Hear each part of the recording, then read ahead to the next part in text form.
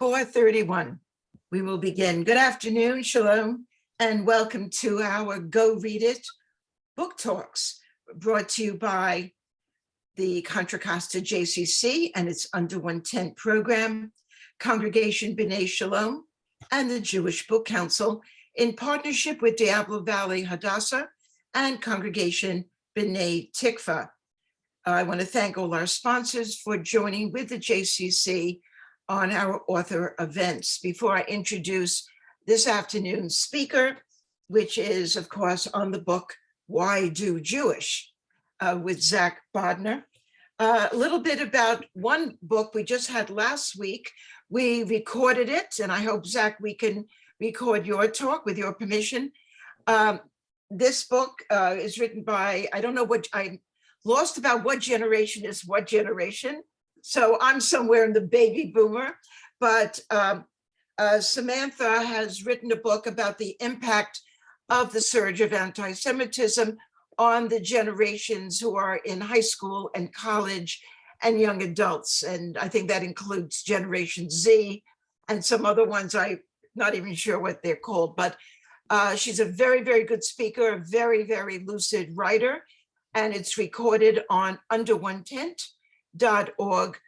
So you can go there for this afternoon's lecture and previous ones where the author has allowed us to record the conversation. And now, our author, Zack Bodner. I hope you have questions, because that often is really the most scintillating part of any book talk, what interests you and how the author can respond. So this is a little bit about Zack, who I've had the pleasure of knowing just for a few years. He, of course, is the CEO of, the exact title is the Oshman Family Jewish Community Center. I tend to call it the Palo Alto. My apologies to the Oshman family. Before joining the Jewish Community Center in Palo Alto, for 14 years, he was the director of the regional APAC office in the San Francisco extended area, and really did a great job of letting people know about the role of APAC and the United States-Israel relationship.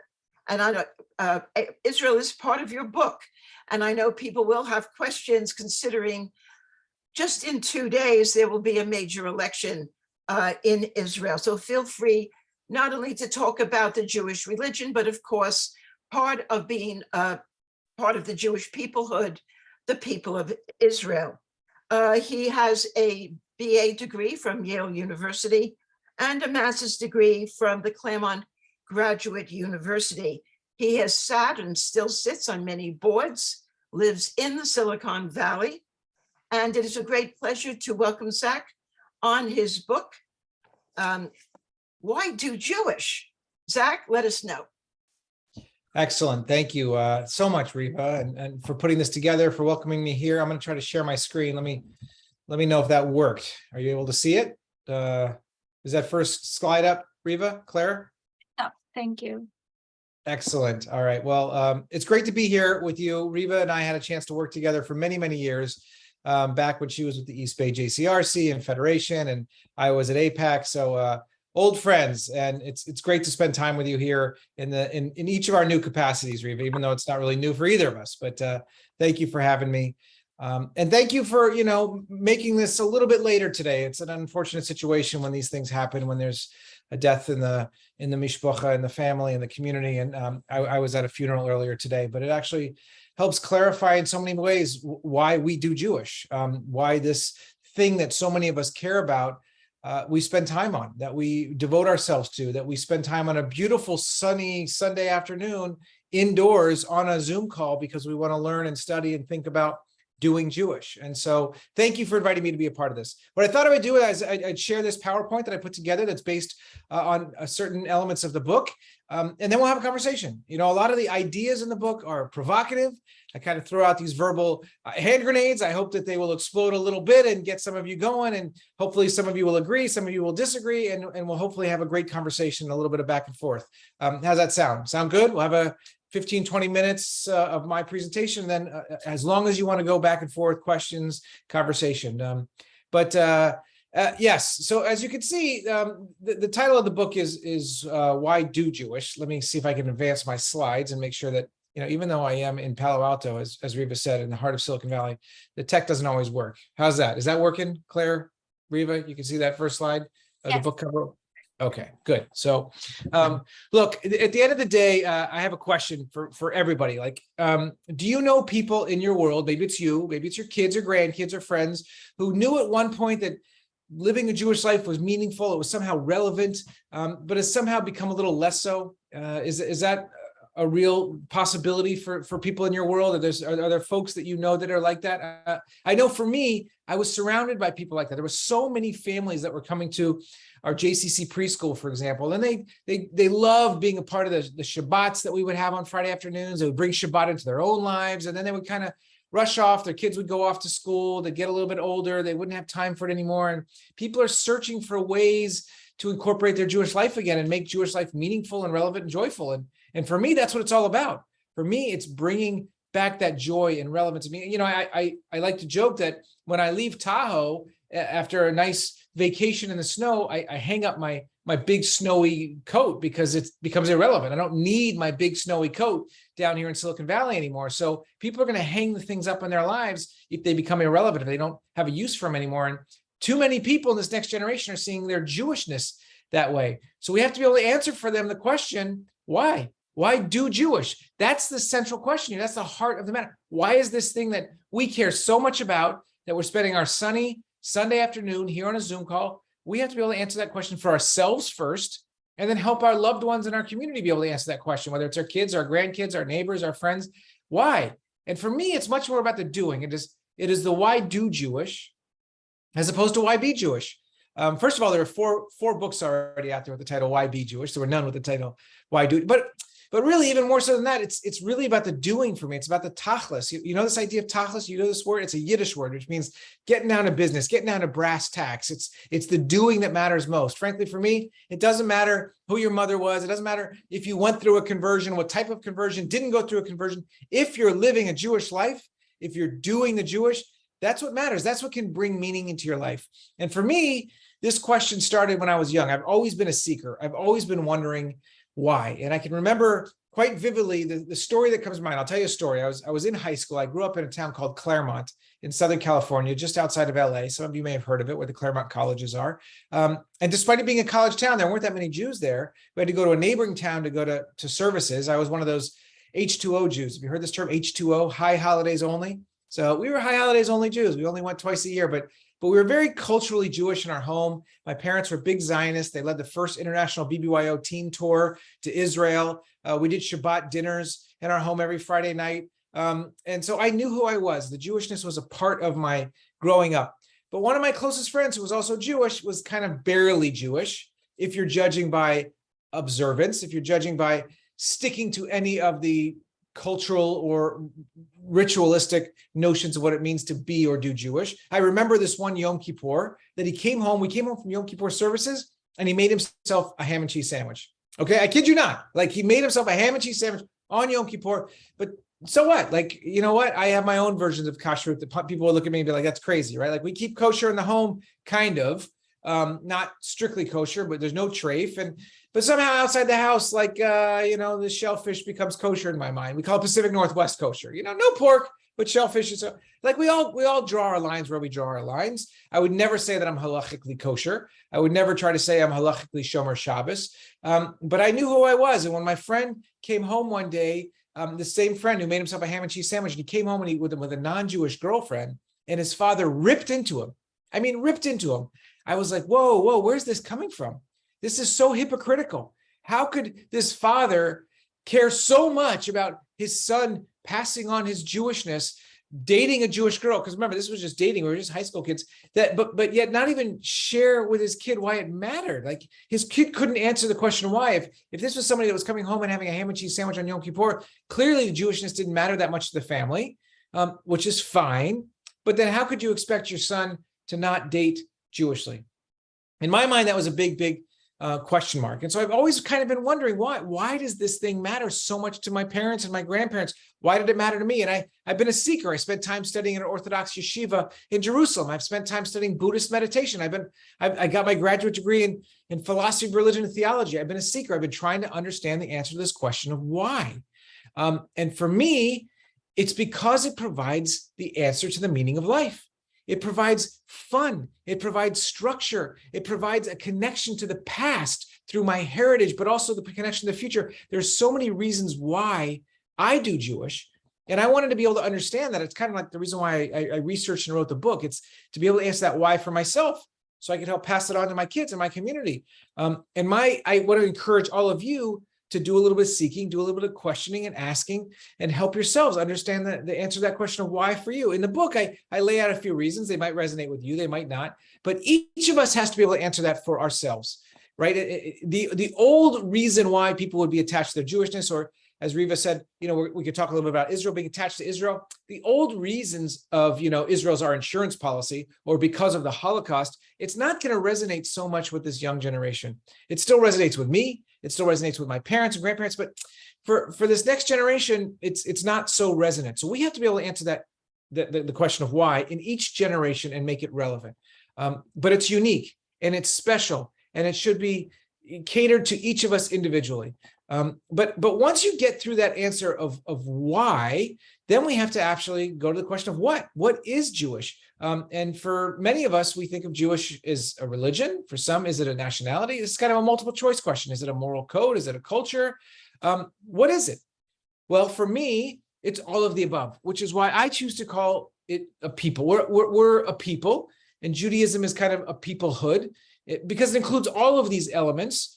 And we know that you can be Jewish and you can look like this, or you could look like that.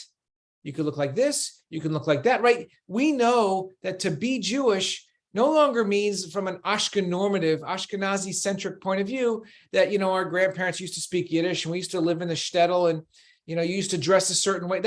That's an old way of looking at what it means to be Jewish. My Filipino executive assistant, who is Jewish, gets offended when people look at her and go, oh, you don't look Jewish, right? Because it's an old way of thinking about what it means to be Jewish. And in today's day and age, we know that you can be an atheist, or you can be an observant Jew who prays 3 times a day, and you are still considered Jewish. Now, we in America might consider somebody Jewish a little different than, let's say, the Israeli Orthodox chief rabbinate.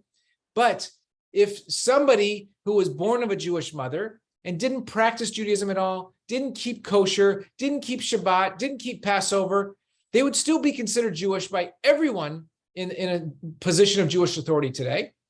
But in the old days, if you didn't keep the Passover Seder and you didn't keep Pesach, you were ostracized. You were excommunicated. You were not part of the Jewish community anymore. If you didn't give your son a Brit Milah, they were out, right? So, but today is a different notion of what it means to be Jewish. So what it means to be Jewish has evolved over time. In fact, 2 centuries ago, if you were an Ashkenazi Jew living in Poland or Germany or Russia, you lived in the shtetl, and it defined everything about your Jewish identity. Was totally all-encompassing. It was, to use a Silicon Valley phrase, it was your OS, your operating system. It defined where you lived, how you dressed, how you ate, who you married, what you did, right? Your Jewishness defined everything about you. And now your Jewishness might be one piece of your identity. You might be Jewish, but you're also a writer. You're also an attorney. You're also, an Oakland A's fan or a Warriors fan. You're also a dancer. You're also a traveler, right? It's one piece of your identity. So it may no longer be your OS, your operating system. It may just be an app, to continue the Silicon Valley speak. But because Jewishness has evolved over time, it also makes it a little harder to define what is Jewish, especially for non-Jews. They have a hard time understanding what is Jewish. I think we are evolving once again. I think we're on the eve of evolving to what I call Judaism, Jewish peoplehood 4.0. Okay, I think that we might be on the eve of the 4th iteration of Jewish peoplehood. So let me take you back to what each of these Jewish peoplehood elements look like. Jewish peoplehood 1.0, this is when we were wandering in the desert, right? This is after Moses frees us from slavery. After the Exodus, we receive the Torah from Sinai, from God. We start to figure out what it means to be a people. We start to figure out what it means to be a nation at the time, with laws and regulations, and we are a holy people but we're traveling, we're the wandering Jews, right? We build the Mishkan, which is the Holy Ark, and it travels with us.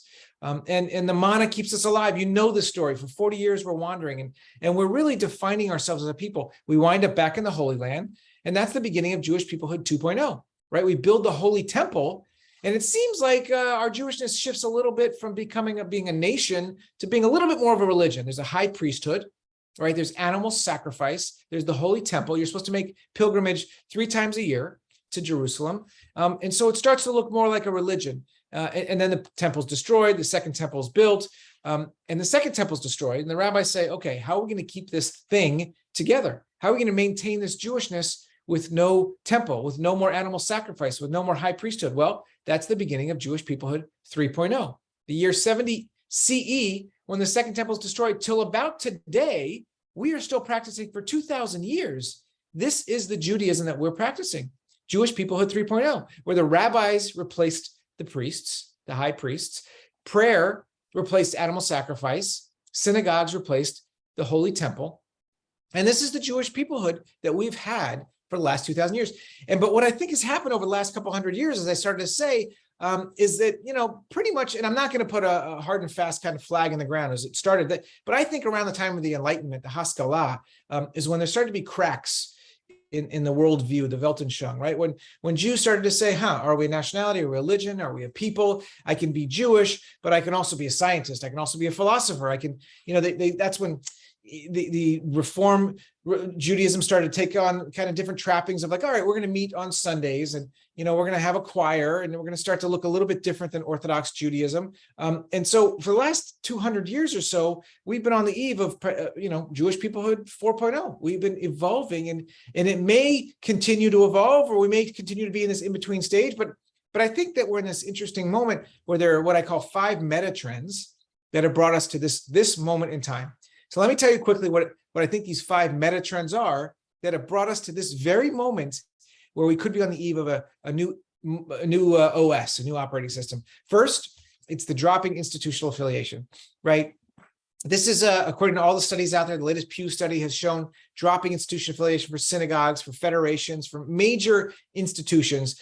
People just aren't coming, especially young people. Now, it doesn't mean they're not doing Jewish. There's a lot of really interesting, fun, cool Jewish startups out there. There's an organization called Upstart, was founded in our backyard, which is really about incubating these new Jewish startups. But think about, what Birthright has become, or Honeymoon Israel, or Moishe House, or in the East Bay, you have Urban Adamah, you have Wilderness Torah, you have At the Well, you have some really cool Jewish organizations that are founded and being run by and populated by young people. So they may not be coming to synagogue, they may not be giving to federation, but they're still doing Jewish. David Breifman, the CEO of the Jewish Education Project, he says, look, this isn't a moment to wring our hands and Shrei Gavalt and go, oh my gosh, what's going to happen? It's actually a moment to feel a lot of pride, because we've taught our kids that doing Jewish is important, and we've also taught them to be independent thinkers. So it's probably a pretty good thing, but it's scary for those of us, and I run a big Jewish institution, a JCC, so it's scary for those of us to see this trend.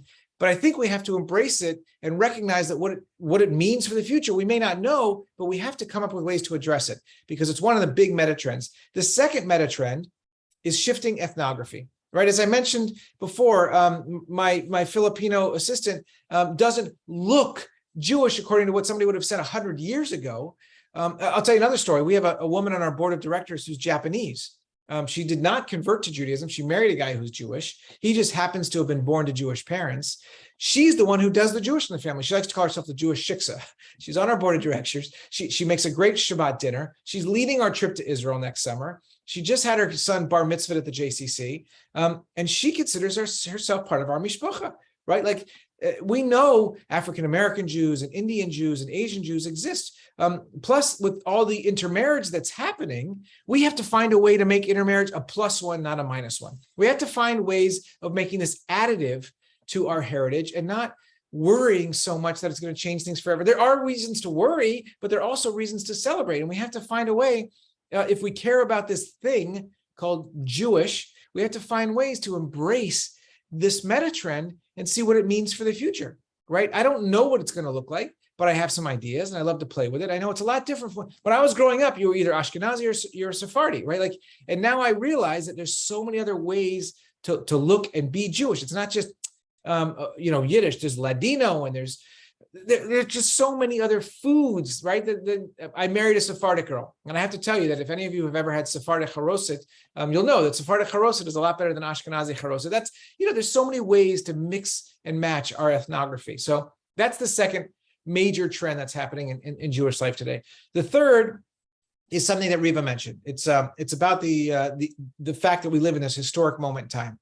I want to put this in context, because this is the first time. I'm going to pause because I like to talk fast. There's a lot of information to get out there, and I want to have a conversation, but I want to pause because I want us to appreciate this moment in time, the historic nature of the fact this is the first time ever in Jewish history, in thousands of years, is the first time ever that there's been both a strong Jewish homeland and a strong Jewish diaspora. It's never been that way before. There's been one or the other, but there's never been both. And in the moments in time when we've lived in both places, you can't actually say that both have been strong.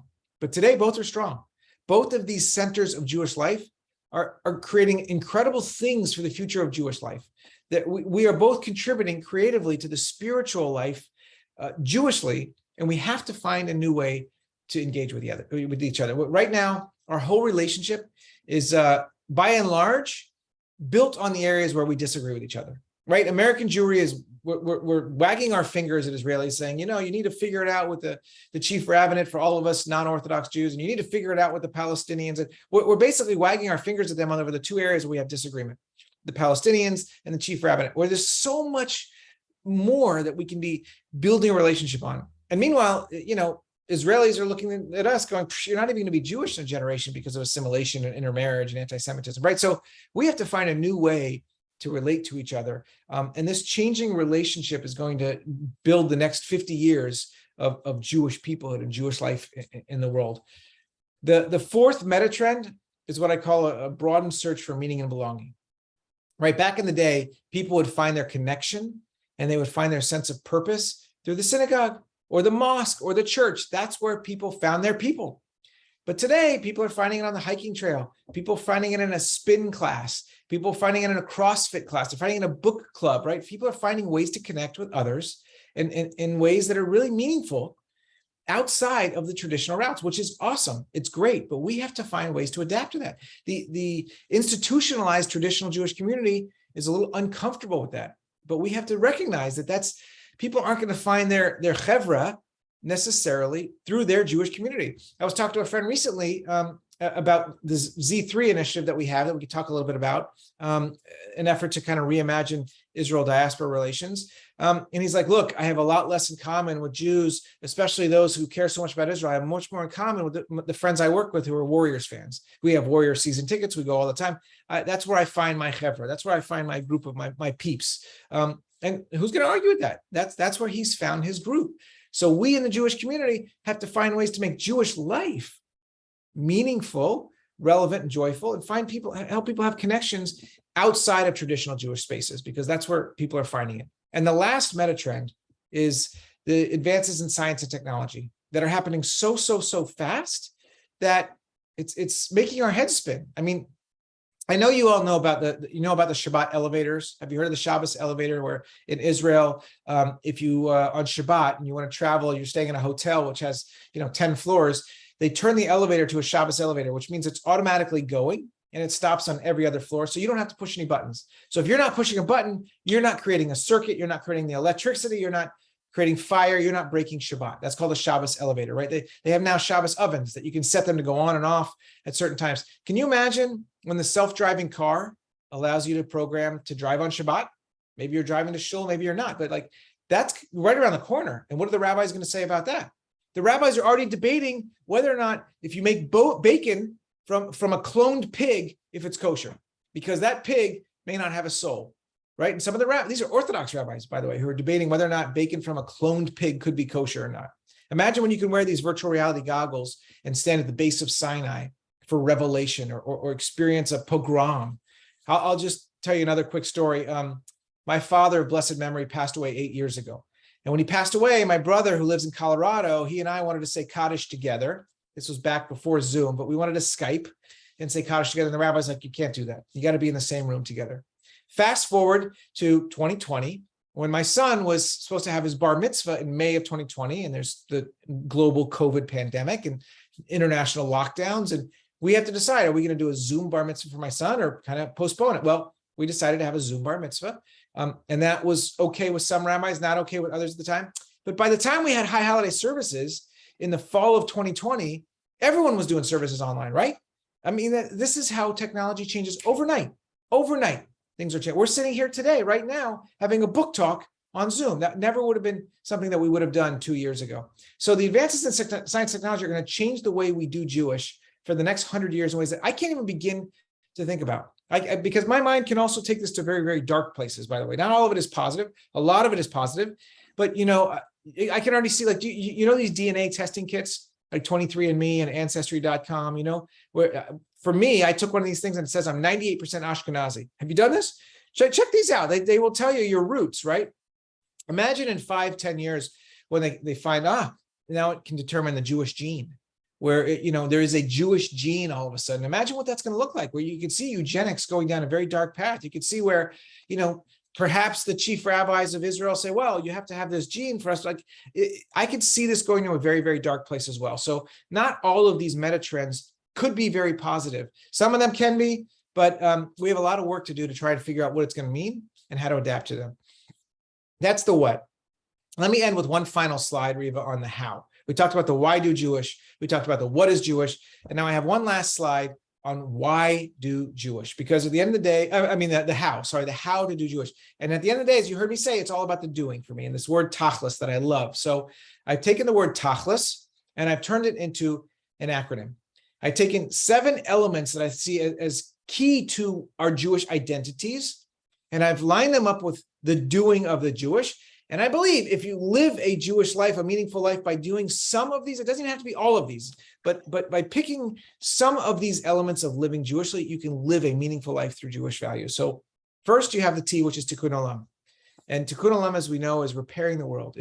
It's doing good in the world. It's social impact or social action. Young people today especially are defining themselves, how they interact with the world around them by how they are making an impact, how they're improving the world. And that can be environmental activism. It could be racial justice, social justice. It could be homelessness, poverty, hunger. It doesn't even have to be, quote unquote, just Jewish, but that's okay. As long as people are seeing that this is a part of their Jewish neshama, their Jewish soul, that's making them want to be and need to be a light unto the nations and repair the world, that is an important way that we do Jewish today. So that's the T, Tikkun Olam. The A is art and culture. Okay, and a very important way for us to attach to our past is to connect to the art, the food, the music, the literature of generations ago, right? It could be the paintings of Chagall. It could be the Yiddish plays. It could be, but it also is the modern Jewish canon, right? It could be the comedy of Larry David or Sarah Silverman. The food. I actually get really offended when people say, "Oh, so and so is just a bagels and lox Jew." Like somehow they're lesser than because they attach their Jewishness because of their food.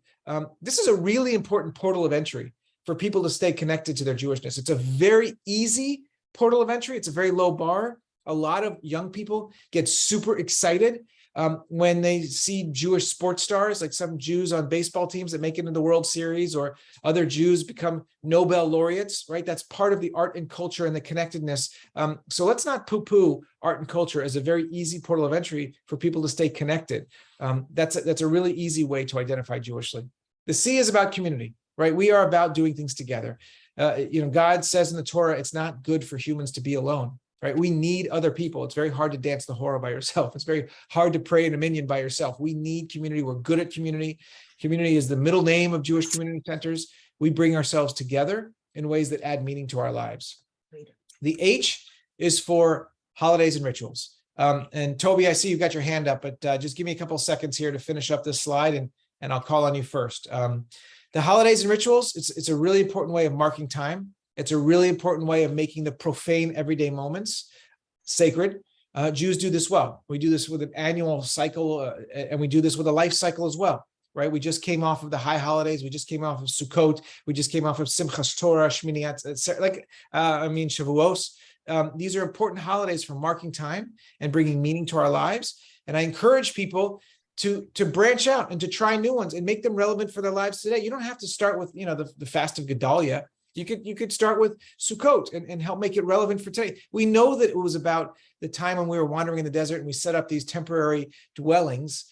We know that that's what it symbolizes, but also for me today, I tell my kids it symbolizes, having a temporary roof over our head reminds us that not everybody has shelter, not everyone has a house to live in, not everyone has food on the table. So you can make Jewish values pair up nicely with the holidays and rituals of long ago and make them modern.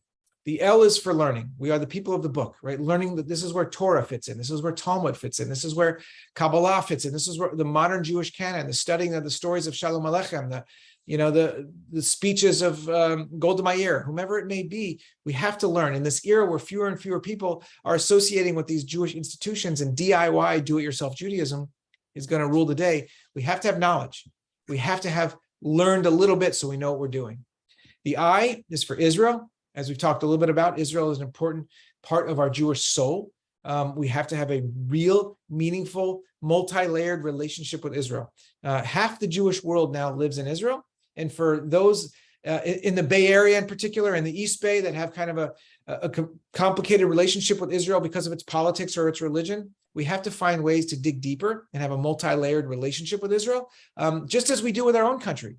Because sometimes we don't agree with the politics or the leadership of our own country, and we still love our country and want to make it better. We have to encourage this next generation that might have some challenges with Israel because of the politics or religion to still have a deep, meaningful relationship with Israel. And it's something we can talk more about. Finally, the S is for Shabbat and spirituality.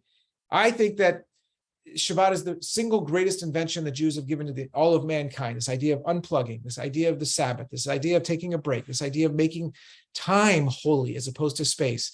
As Abraham Joshua Heschel said, it's about making Shabbat a cathedral in time and having a spiritual practice of any type, recognizing our connection to the universe, to the divine, to nature, and respecting the need to make space in time is something beautiful, and I think it's an integral part of Shabbat. I'll just end with a quick story, Riva, and then I'll open. This idea of Shabbat, and I'm not Shomer Shabbos. I'm not strictly Shomer Shabbos, but I will tell you that during COVID, probably like many of you, I was working from home, and my wife and I had this ongoing joke: are we working from home or are we living at work? I don't know how many of you can relate, but like when you're right, you're always got your laptop at home. We were working all hours of the day, every day. When you just get bored, you'd pop up your laptop, and it was taking its toll on me. It was weighing on me. I needed a break, but every day was blending into the next. And I had a conversation with a friend, Tiffany Schlane, whose name you may know. She wrote the book 24/6, and she said, "You need a tech-free Shabbat. You need to do what we do, which is to find a day to unplug. It can be Saturday, it can be any other day, but you need the cleansing of unplugging." And it was a huge blessing for me. It was incredibly important to be able to add that to my life and to cleanse a little bit, to have that toxicity removed. But that idea of a Shabbat, in whatever way you're going to do Shabbat, I think is a blessing, and we need to embrace it. So with that, Riva, I think I will pause. I will stop the screen share so that we can you can look and talk, and we'll take some questions. How about that? Very, very good. Please, as people hopefully will write questions, why don't we start with Israel, because I used to be director of the East Bay's Israel Center, so that's very important to me. Almost all of the e-magazines, newspapers that I get every day, they are centrist more to the liberal side, whether Jerusalem Post or Times of Israel or Haaretz, and they all are decrying the possible admission of Ben Gvir, and perhaps some others in the political party, which is very right, Zionist right, to a cabinet if Netanyahu is able to pull together 61 seats in the Knesset, in the parliament. If that does happen, if you have a crystal ball, how do you think that will impact the American Jewish-Israeli relationship of people who 20 years ago would probably have never been running for parliament? Yeah, Riva, it's a good question. And you and I have been in this game for, more than 20 years now together. And we know that each and every time there's an election, it's an excuse for some people to find a reason to step away from a relationship with Israel. It's an excuse or a reason for people to find some other reason to not like what Israel's doing. So there are going to be those people. There are already those folks. But I think that we have to just simply, use the opportunity to hold a mirror up to ourselves as well. I don't feel the need to defend every position that every politician in Israel takes. There are certainly those on the far left that are anti-Zionist in the Knesset, and there are those on the far right that are anti-Palestinian, and I'm not going to defend either of them, but I'm going to say that Israel has a very rich democracy. Some would say it's maybe even too representative, right? But we could afford to do better here in our own country as well. So I agree with you, Riva, that it's going to be tough. And if some of these characters end up getting into the Knesset, it's going to be, especially here in the overwhelmingly liberal Bay Area, we're going to hear a lot of criticism. But we also have that within our own leadership right now. And as somebody who, I will just tell you, as somebody who cares deeply about keeping the U.S.-Israel relationship strong and bipartisan, and having both Republicans and Democrats and conservatives and liberals understanding the importance of Israel, it's breaking my heart to see that Israel is becoming a partisan issue. It's breaking my heart that AIPAC doesn't think that they'll be able to ever have a policy conference again, because they can't get Republicans and Democrats in the room together, where one's not going to be booing Pelosi and the other is not going to be booing Kevin McCarthy, right? So we have to recognize that we have our own issues politically in our own backyard as well. And we're still allowed to have our own opinions on Israel, right?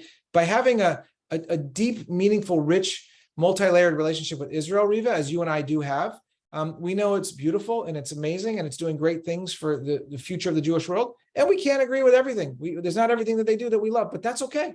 That's okay. I'm okay enough with that mature relationship that I can say, these are the things I like, these are the things not so much, but I also don't live there. My kids don't serve in the army. I don't pay taxes there. I don't have to worry about my kid getting blown up on a pizzeria, God forbid. Like, I have a different responsibility as a Jew living in the diaspora vis-a-vis my relationship with Israel. So some questions from the audience. One, Sephardic Haroset is very good. Thank you, Ken. And I also happen to like Sephardic. I tend to make that when I do the Seder.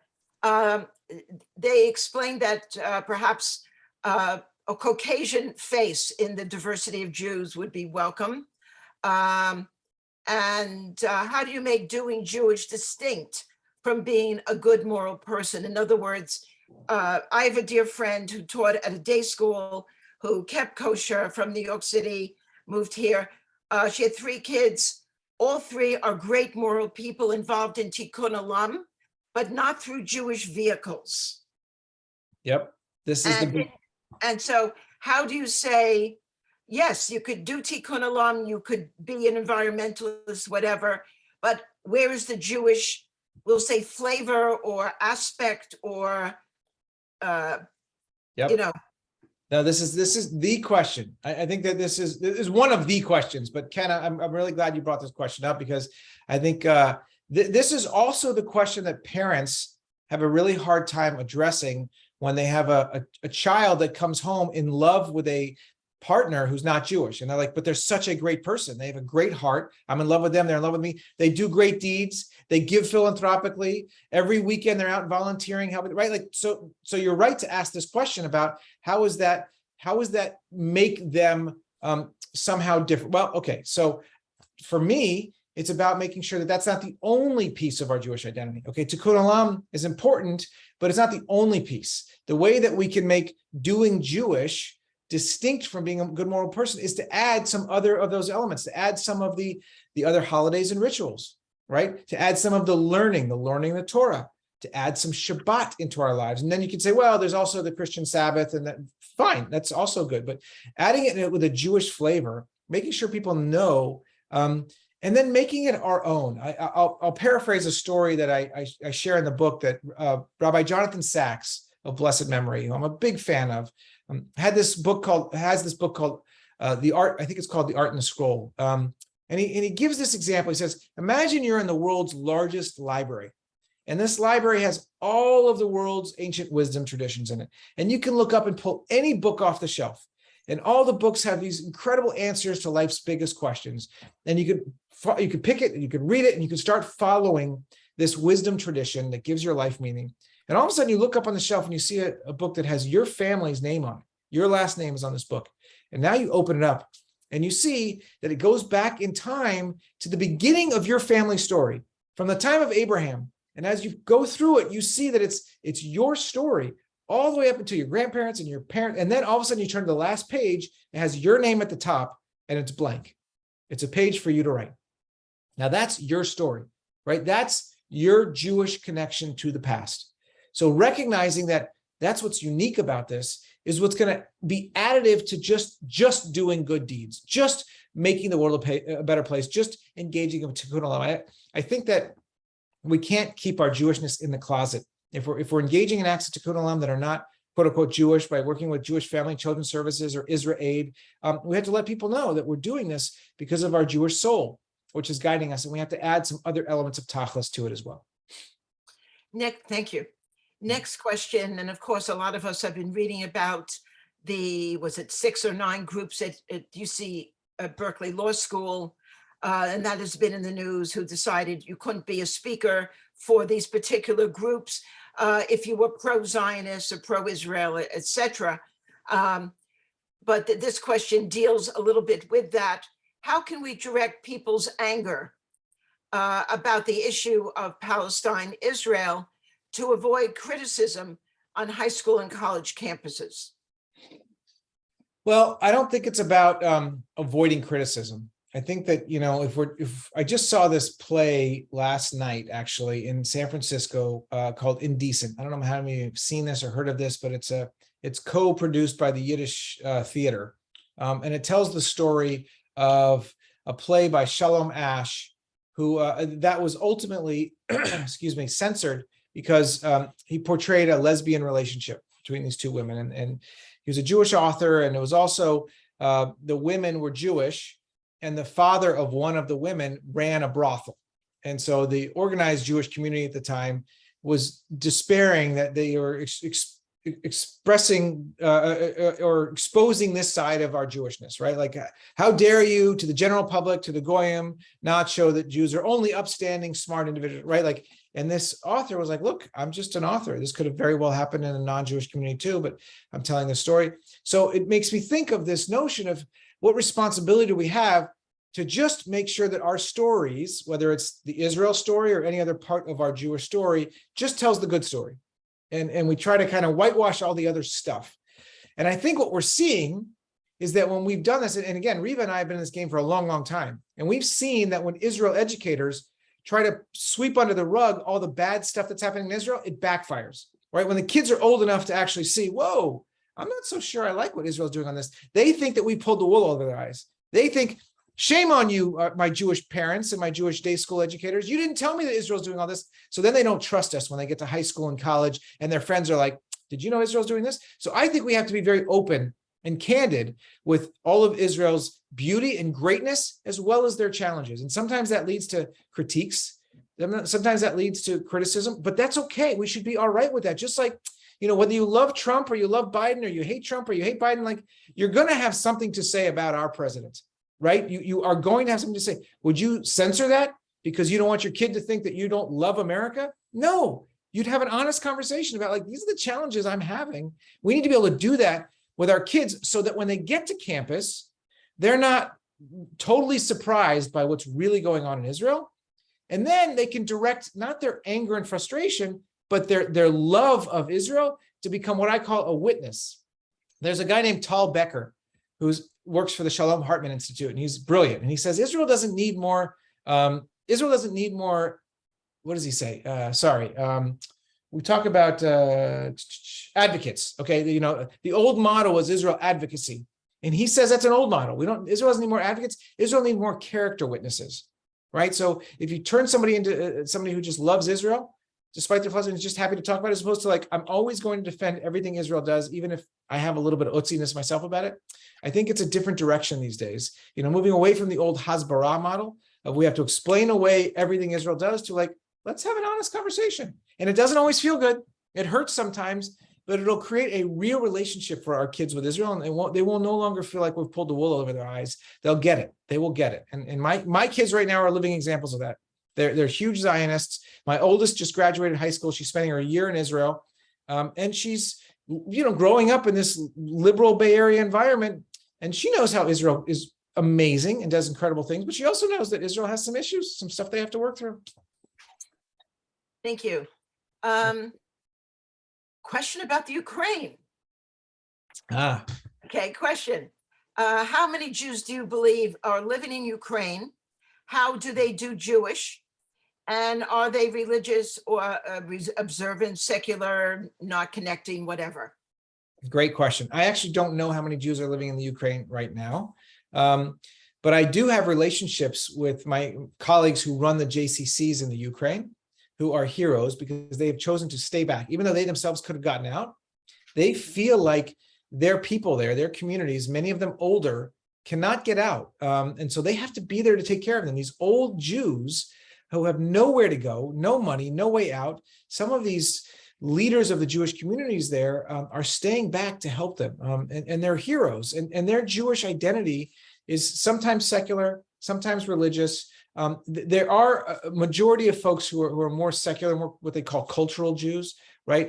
But it's interesting because like Israelis, a lot of the Jews from FSU countries, former Soviet Union countries that speak Russian, they still would choose to have, orthodoxy like Chabad as what they think is authentic Judaism, even if that's not the Judaism they choose to do every day. It's kind of like the Israeli way, right? So I think one of the challenges that we have who live in communities where progressive Judaism is just as authentic as Orthodox and Chabad Judaism is we have to help them understand that, not by knocking them down a peg, but by lifting ourselves up.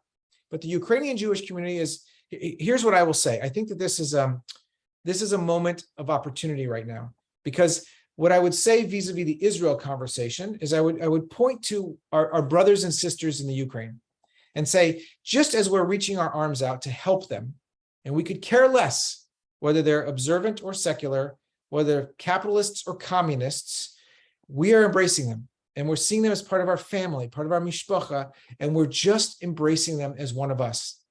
I would say we need to encourage our young people to do the same thing with Israel and Israelis, right? You may not agree with their politics. They could be lefties, righties, but they're part of our mishpacha, they're part of our family. And so this is a peoplehood moment, an opportunity with what's going on with Ukraine to show that we're part of this family, as crazy and dysfunctional as we are.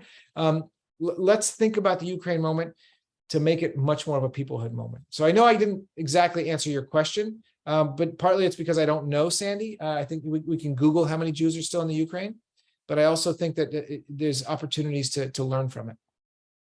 I'm just going to do a little bit PR. I also direct the film festival where you can see it, the year-round films from any place in the United States. It's year-round programming, and we're showing a film called Anton, which deals with, a lot of people don't know the history of Ukraine, that so many famous Jews, especially Israeli people who later became leaders in Israel, were from Ukraine, not just from Russia, is a generic term. And it's called Anton. We're going to start showing it December 12th, streaming. But in order to explain the centuries-old animosity between Russians and Ukrainians, it didn't just start now. A lot of you know Fred Rosenbaum, one of the most popular Jewish speakers in the United States, a historian, created Lehrhaus Judaica. He's going to give an orientation on December 11th, so we understand where Jews were around the time of World War I, in the midst of Ukraine being taken over by the Soviet Union and everything, all the tensions. So a little bit of plug, eastbayjewishfilm.org, and you can get your tickets. Next question. Wouldn't Israel welcome the old Ukrainian Jews? In other words, those of retired age? Yes, and they are if they can get out. It's just not always so easy. It costs some money, but I think that the JDC, Jewish JFNA, the Jewish Agency for Israel, the Sochnut, they're all working on ways to help them, those who can get out. And I'll give a plug for the foundation of the Jewish Federation and Foundation. They have a fund for Ukraine, and a lot of the money also goes to the to the JDC, the Joint Distribution Committee, which nobody remembers the name of.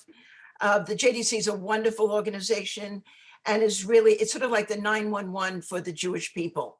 and Yeah. was involved with Ethiopian Jews and Jews whenever there's a crisis. So if you're thinking of where to give money, that's one of the places besides Jewish Family and Children's Service that work with Ukraine. Question besides that, with our growing diversity as Jewish people and creative new entry points, how can we unite to combat the surge in anti-Semitism? Good question. I actually think that there's a number of organizations that are working on this on an organizational level. We all know the ADL, right? And then there's Facing History in Ourselves. There's some really interesting organizations doing some stuff organization-wide. But the most important thing I think we can do to combat anti-Semitism is instilling Jewish pride in our young people. Because if our young people feel proud about being Jewish, then when they hear about the crazy Kanye West stuff, they're not going to get really worried. I mean, they'll stop listening to Kanye. It doesn't make the Kanye West stuff go away. We have to fight that the way we are through having political leadership, especially the non-Jewish political leadership, speak out, right? People in political power can quash this. That's the importance of having the Jews have access to political power. I really believe that. We know what happens when Jews don't have access to political power. So by having our friendships with those who can quash anti-Semitism at the highest levels, when organizations like or companies like Adidas finally come around and do the right thing and drop Kanye West, it's a big deal, right? But within our own community, I think one of the things that we can do, because the question was, what can we do other than getting involved with these big organizations that deal with anti-Semitism? What can each and every one of us do is we can make sure that our kids and grandkids feel pride in being Jewish. Because when they see this crazy stuff online, the social media, when they see swastikas spray painted everywhere, it'll upset them the way it upsets all of us, but it won't chip away at their sense of who they are and their sense of identity. So I'm a big fan of instilling Jewish pride in young people, because I think that combats the chipping away effects of anti-Semitism. It's only those people who have questions and doubts about their own Jewish identity that when they see something, they're going, oh, maybe I should keep my Jewishness in the closet. We do not live in a country, thank God, where we have to keep our Jewishness in the closet. There are, unfortunately, places in this world where the Jews have to remove their kippahs or they have to put their mezuzahs inside their doors, right? And that's a different situation. Those are people who are proud of their Jewishness, but are doing that for their own personal safety. I think the Jews in our country, thank God, most of the time are able to kind of wear their Jewishness out loud and be proud about it. And that's a great way to push back on anti-Semitism, again, on the individual level. Otherwise, institutionally, let's get serious about working with organizations that are doing a good job of reaching those at the highest politicals of power, highest echelons of political power to stop anti-Semitism. And I would also recommend people, if your kids are in school, to join the PTA and have your voice heard, and personally deliver the school, the Jewish calendar, and not that JCRC, a wonderful organization, doesn't do it, but you are the consumer. And it's much more powerful if you, as a parent or a friend or a grandparent or whatever, say, hi, I'd like you to see what, don't do school pictures on Yom Kippur or something like that. Exactly. Get involved with the school board, which is very important now with different, I won't go into all the different things that are on the horizon or hopefully will be removed from the horizon. But Riva, to your point, what you and I know is that if we empower the kids to do it, as opposed to the parents coming in, it's even more powerful, right? Like when my kids last year, after the Gaza war, and there was all this moral equivocation, and right, the schools are very quick to come out and condemn anti-Asian hate. They're very quick to come out and condemn anti-Black hate. But as soon as there was anti-Semitic hate, they started to kind of waffle and be like, well, we don't want to weigh in on the Israeli-Palestinian conflict, right? So, but my kids were able to kind of weigh in with their schools and convince their schools because they had the Jewish pride. And then the schools were able to kind of make these statements and they were able to squash it and cut it. So to your point, we can all do this and get involved at the school level, but let's help our kids be able to speak for themselves too. There's a lot of, being a disconnected Sephardic Jew who returned after generations of my family being conversos, my life as a Jew has been challenging. I opened my challah manufacturing company supplying a national retailer, Kroger. My company is nearly the only connection my children, grandchildren, and great-grandchildren have to Judaism. And I'm looking for a question here. And the person is taking them to synagogue with much of it's a him or her anyhow. They now have mezuzot at their homes and discussions about Judaism, etc. Any suggestions how I can do more to promote Judaism for them? Wow, what a great story. Thank you for sharing. And it sounds like you're doing quite a lot. Look, I think that we have a moment right now.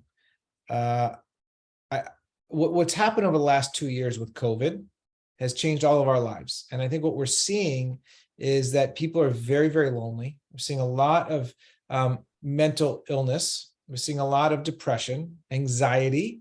We're seeing much more suicide than we used to. And I think Jewish values and Jewish practices and Jewish rituals, Jewish wisdom has something to say. I think that what you continue to do is show the young people in your lives, your kids, your grandkids, the people that you're touching, that yes, it's about the challah. That's phenomenal, right? Like, who doesn't love challah, especially on a Friday? But there's so much more depth to our Jewishness also, that in these moments of crisis, Jewish wisdom has something to say. And if we can make, again, this is where it becomes relevant. This is where the whole, like, how do we make Jewish life relevant for today? You know, this idea of, in all of the schools, I have an 18-year-old, I have a 15-year-old, I have a 10-year-old. And then, you know, one is now going off, as I said, a year in Israel and then going off to college. The other one is in high school. The other one is in grade school. And all the schools are now talking about mindfulness. Have you heard this term? Like, it's a catch term, right? It's a catchphrase. Like, all the schools are doing mindfulness. But for our kids and grandkids who are raised in a Jewish home, and again, I'm not talking about an Orthodox home necessarily, but are raised in a Jewish home, they are already exposed to this idea of Shabbat. They're already exposed to this idea of thanking God, or if you're an agnostic or an atheist, you know, thanking the universe and the world for putting food on our plate when we say the motzi, you know, the fruit of the vine, like this idea of gratefulness, gratitude, appreciation. It's scientifically proven gratitude is a wellness factor that can bring you so much more happiness by just showing gratitude. Forgiveness, forgiving yourself and forgiving others. We just came off of Yom Kippur, right? These are things that we all know intuitively, but we don't think, oh, how can I put the Jewish lens on this in a way that makes it accessible for my kids and grandkids without shoving it down their throat, right? We can't look like we're just constantly preaching to them, because they're kids after all, and they'll roll their eyes at us and they'll walk away.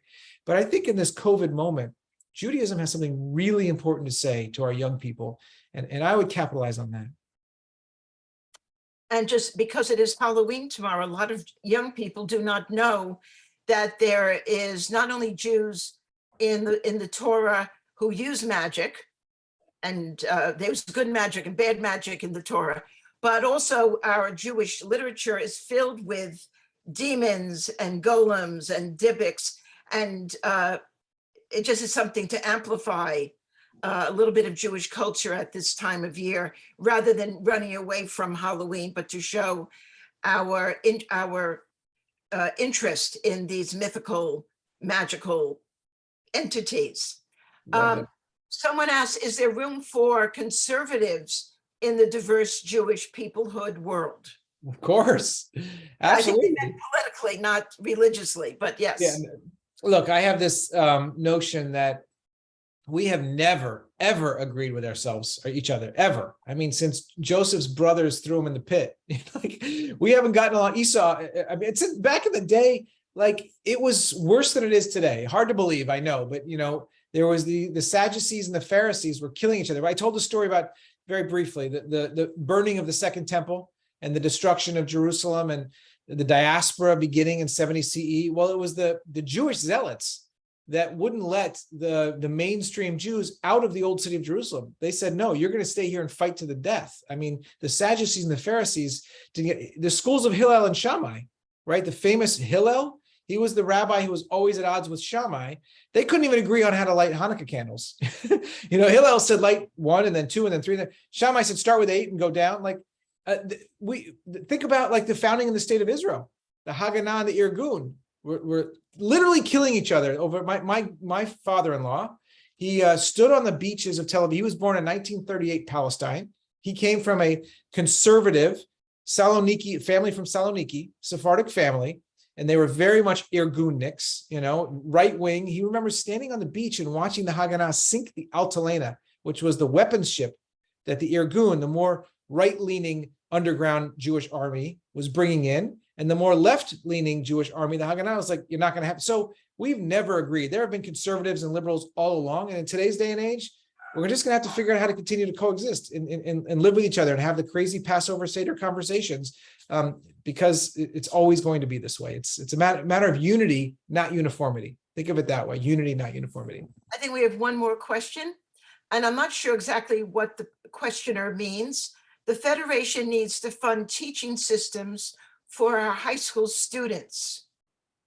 The kids do not have the language. I'm not sure. I presume they mean public schools. Whoever wrote that, could you want to elaborate? Looks like Zoe Stein is raising her hand. So You can just unmute yourself, Zoe. is she able to unmute, or does she need Claire to do it? We can't hear you, Zoe. You're on mute still. Do you know what, Zach? So you have inspired me a lot with this discussion, and I appreciate it. And you've spent time talking about our children. So I'm involved with the synagogue in Napa Valley, and I've always been involved in and complained about the lack of education for our high school kids. They should, as they go through high school, they should be getting Jewish education on the same scale, where you have professionals, or you have people like you and Riva and a lot of others that go around and teach, because they really have nothing to draw on, I have to say. And so the further each generation is away from the Holocaust and having bubbies and zadies and things like that, they don't know how to even do Jewish, and they have not the language to speak back on campuses.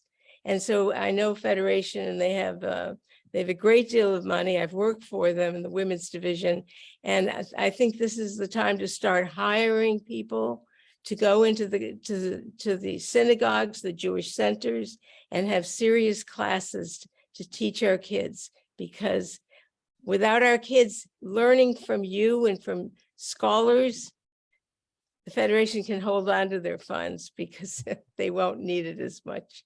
Zoe, thank you. I appreciate the comment. Are you in Napa with Niles Goldstein, Rabbi Niles? Yes. Yeah, he's great. It's a great show up there. And we had Levi Sell, yeah. So I appreciate what you said. I'm going to get several of your books and give them out as bar and bat mitzvah gifts. I think. Thank you.